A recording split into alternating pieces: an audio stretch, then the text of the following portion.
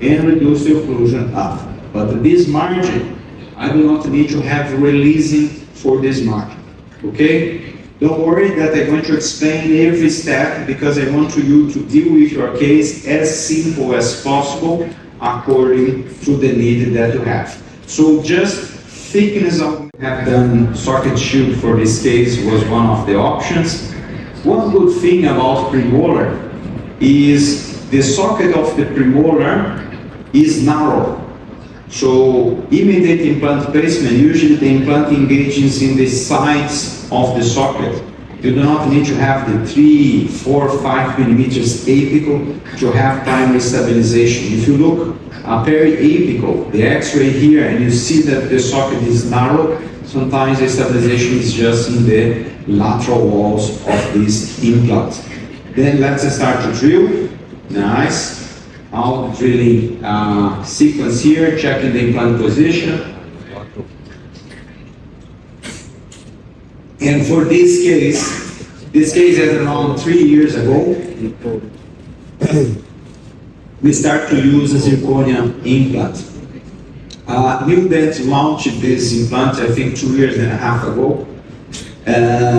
When they are about to launch this implant, they invite a few clinicians in Brazil to place the first implants in the clinical trials. I fixed a few of those implants, and then I received a few. Over the abutment, a provisional coping in acrylic. This coping is a little longer, but I can cut here, or I can cut it there, according to the crown space that I have. And my technician already has designed to be a provisional eggshell, empty inside. When I'm going to realign my provisional, in this example with acrylic, but nowadays we are using much more flowable composites. Nice, I want to realign. When I push the provisional inside, who is there? Critical contour. Remember, the sealing zone. When I take it out this provisional, before removing, get a mark pencil, mark the margin. After marking the margin, can you see the red line here in this area? This is the sealing zone, right?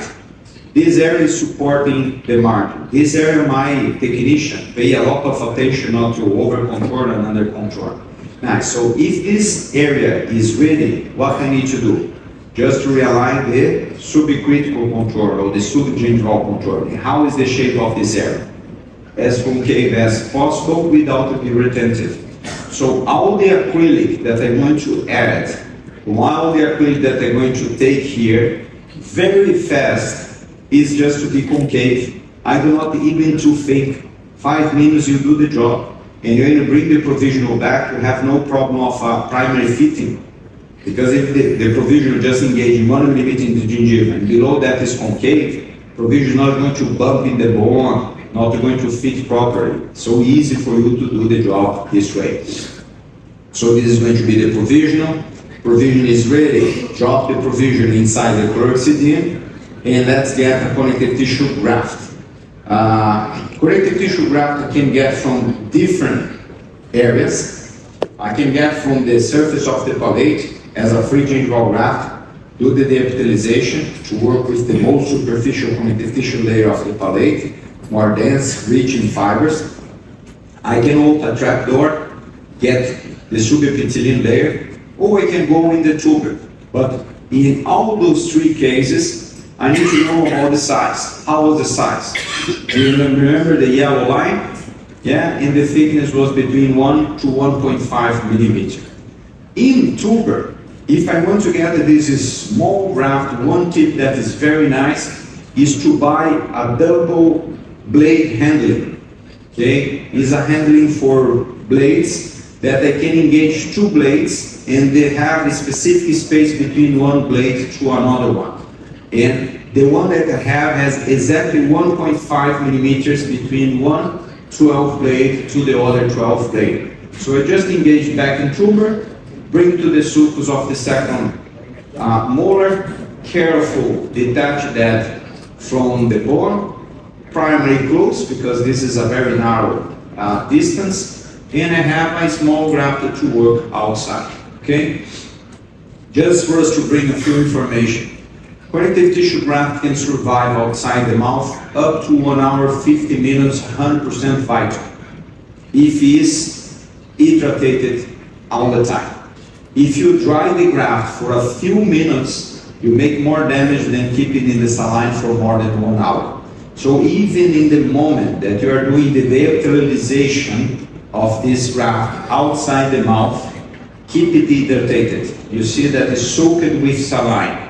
Sometimes even the wood tongue retractor, I put in the saline first before bringing the graft in, into the top of this area. Take out the epithelium.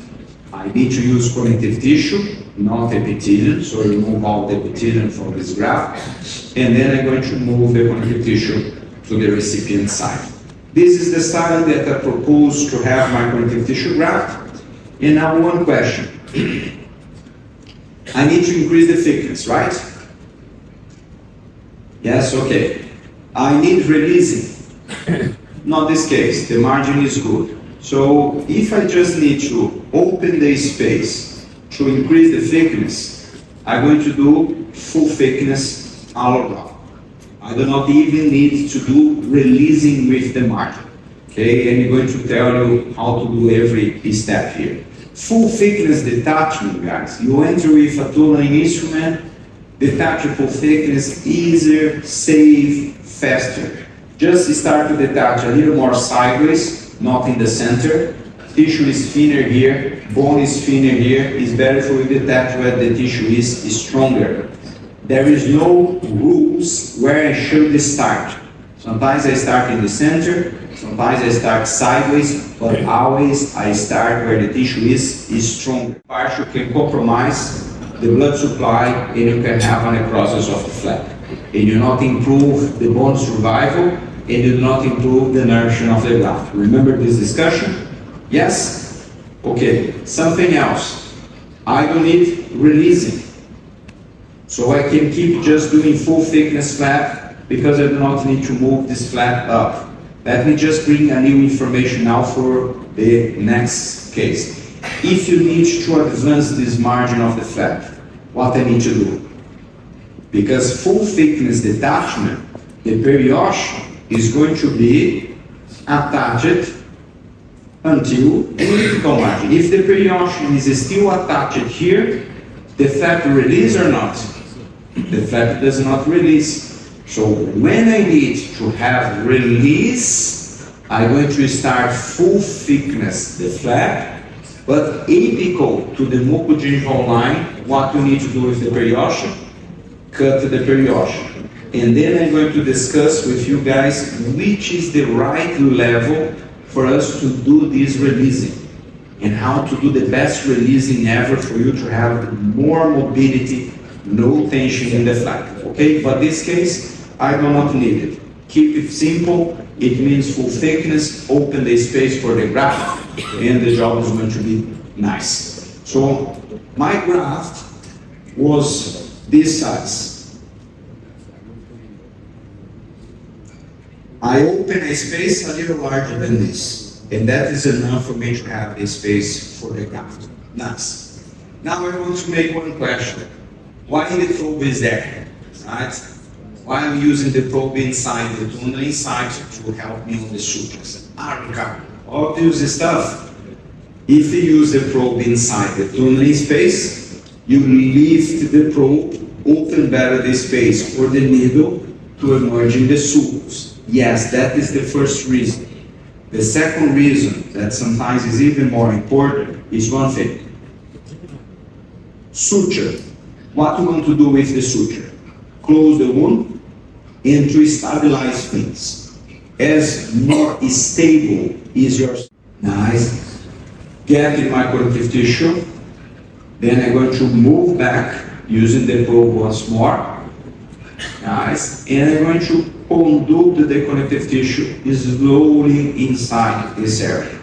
Don't drag the suture straight away because the connective tissue sometimes get locked in the corner.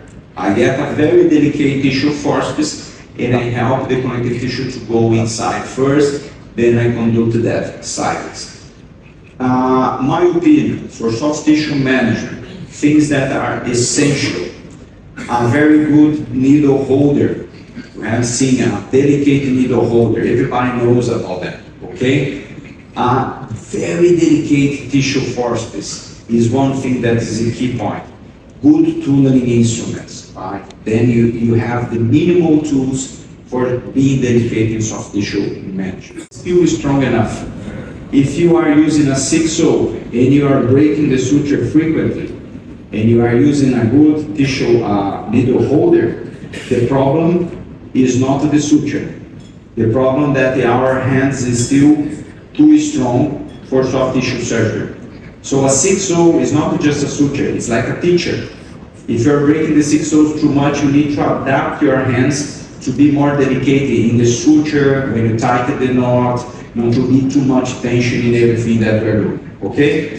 So one suture one side, one suture another side. Oh, look at the micro tissue forceps, very tiny head, that's very delicate, not really hurting the tissue. Distal to that, same suture, nice, extending the graft sideways. The sutures are very close to each other, here and there.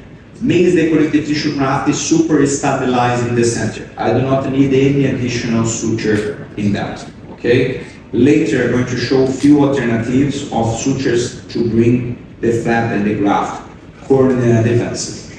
Good outcome, nice position. I'm going to see part of the connective tissue here show inside the socket, because actually, let me return here. The bone is 2 millimeters, maybe 3 millimeters below the gingival margin, and the graft is almost in the margin. So of course the connective tissue, part of the connective tissue, is going to be outside the bone here, but basically this connective tissue is between bone and buccal flap, okay? What's next step? Xenograft inside the jumping gap. Open the space, bring the xenograft, don't compactate the xenograft. Now I'm going to bring my crown inside. I can use a Teflon tape here on the top of the chimney. I can cement this crown. Nice, but also, as I have a very good position of this crown here, can be screw retained right. The only thing I need to open the hole for the crown, I can cement them, nice, and if I think I have excess of cement, I just unscrew that and screw it back, and I have a screw retained solution for my patient. The sequence of the x-rays, nice. And this is about 3 months post-op for the patient. The zenith level, perfect aligned for premolars. We have done a small crown lengthening in the second premolar here. And now I can send this case for the dentist that refer the patient to me for conducting the final crowns. Okay? Nice. First step, very simple, not big deal. Now we can start to